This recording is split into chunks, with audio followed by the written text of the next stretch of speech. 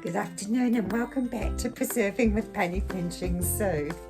Today I was given this beautiful leek from my friend Jim, who goes to the gardening group. I'm so grateful for this leek. This is how much we're going to use.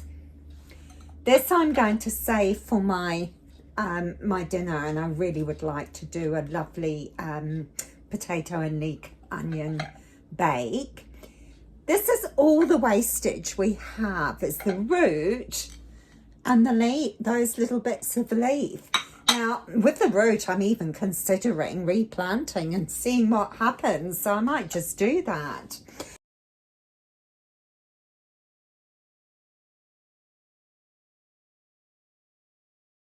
To make a mirepoix, which is carrots, onions and celery. Now I've got celery, carrots and onions here, and I will give a recipe. That's your basic part. 2 parts onion, 1 part carrot, 1 part celery. But you can add other things like mushrooms, tomatoes and other flavorings. So I will post that, and of course garlic as well. The beauty of growing your own leeks or sharing something you've grown with other people is great, because then you're using the whole product. If you go to the supermarket, you won't get much more than the actual stalk. So there's an awful lot of wastage, whereas we can use all this there. The other option is if you go to a nice vegetable market, because markets usually have produce that are not only fresh and local, we're supporting our local community. Often you can get them spray-free or organic, but also you're getting the leaves that you can use in multiple ways.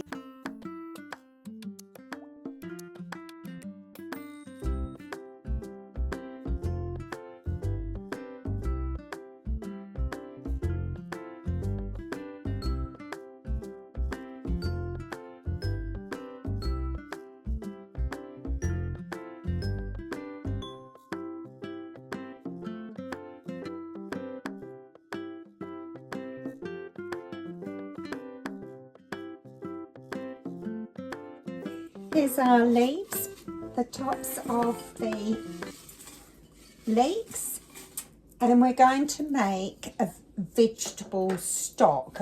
Now I'm going to add these few onion leaves that have been. I'm going to add a little bit of regular onion to the mix as well.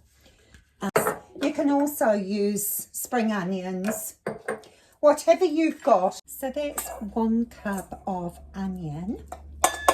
And we're aiming for a mirepoix,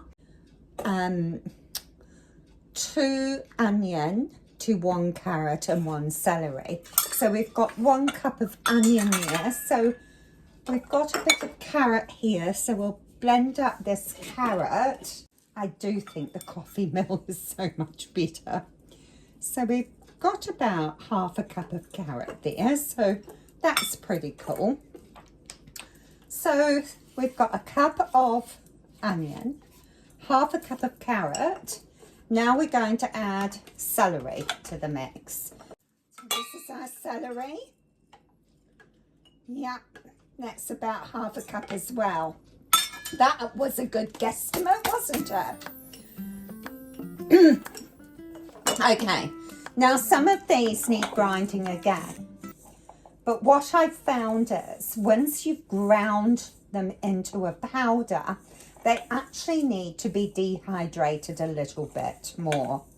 So next to add optional extras. Now my optional extras, I've got some of these tomato skins. So I'm going to grind up some tomato skins. So I've added the tomato and pumpkin. It's really beautiful, rich colour. So then I am actually going to add some of my beautiful mushroom powder. Now I don't want the garlic to be overpowering, and we can always add more. Turmeric is something really nice to add.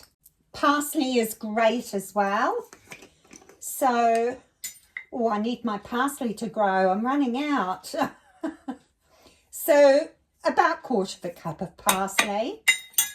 Any other herbs that you like. I think I'm going to use some of my basil. And the one herb I wouldn't add is sage. Now, the only reason for that is sage can make some foods when you're canning taste quite bitter. So I tend to leave it out. This rosemary, I overground it. Oh, why am I putting that much in?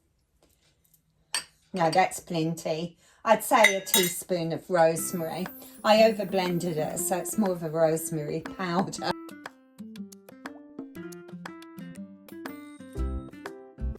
As you can see on the packet, the main ingredient in the bouillon is actually salt. And when I looked at the supermarket at the stock powder, the second main ingredient in that was rice flour. And I certainly don't want to be paying good money for a bulking agent. But there's a good look, so you can always follow the recipe guidelines on the back of your stock mix. So we're going to just grind some fennel seeds. Seeds don't want to grind, so I'm just going to add a little bit of this coarse salt, and that will help grind them up. Now you can also add things like capsicum. The other thing you can add is nutritional yeast. Just be aware though, not all nutritional yeast is equal, because some have fortified it, and I hadn't realised this when I bought it. It has been fortified with folic acid, which is the artificial form of folate, and then B1, B2, B12 and B6. Now, nutritional yeast has already got a plethora of good natural B vitamins. So for me, I would not buy a fortified product again. But it is nice to add to your stock. And I'm actually going to just put it in the oven on the lowest temperature, just until it's really completely dried, and then I can just put it through my blender. If you have got a Vitamix, then you can just put it all in there. Wouldn't that be amazing? Can you see the difference in that powder? I'm going to put that in there now. Now you will see that the colour will be different depending on what you put in. Now when you consider I've got all that, this one I bought just recently, $4.50 for 8 cubes. This size jar is what I used to buy, and I priced that at $8.50.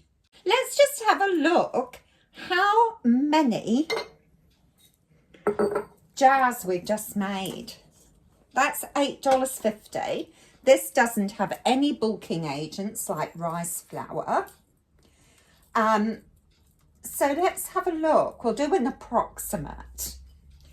So, and remembering most of this is scraps.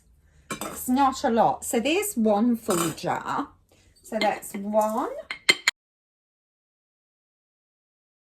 Just slightly over 3. So 3 of these jars at $8.50. So that's what, $25.50. And we've made this very cheaply because we've used a lot of vegetable scraps or foods that are in season.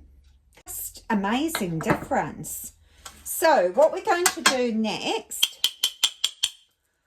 is we're going to condition this for another 3 days just to be sure it's shelf stable.